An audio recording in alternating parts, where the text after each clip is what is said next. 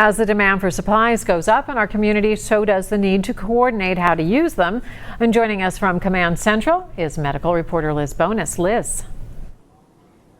Hey, Paula, good evening once again to you. Dr. Kevin Joseph is here with me. You know, we've been talking about what they keep clean here, even going into meetings in the war room or command center.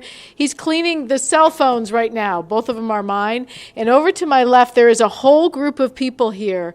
And what they are actually doing is they're meeting every day to share communication. You can come out, you can come into that room, whatever you need to do. They're talking about cases as they change. And Dr. Kevin Joseph is here with me because you need things, you need to know this because testing supplies and whatnot change with demand? Correct. This is a very dynamic situation that's happening. It's really very new. We have to be nimble, and the best way to be nimble is to have all the decision making, all the information coming to one central hub. So we have this command center that's been standing up for about a week now.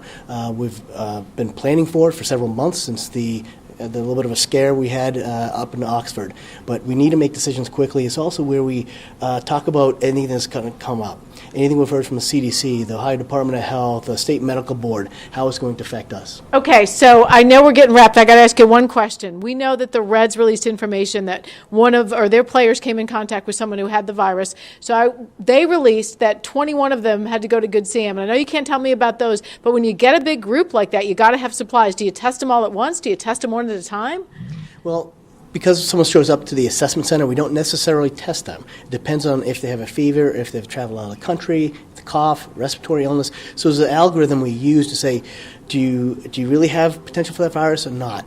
And also, 98% of the time, it's a different. If you do have a virus, it's a different type of virus. It may be rhinovirus or the regular flu, influenza A. So most time it's not COVID-19, and so we don't necessarily always send a test. All right, good to know. Even with those guys there, they weren't necessarily all worried about coronavirus when they came in here. We'll be sharing more in our next half hour about the elective surgery changes going on today. We'll see you then.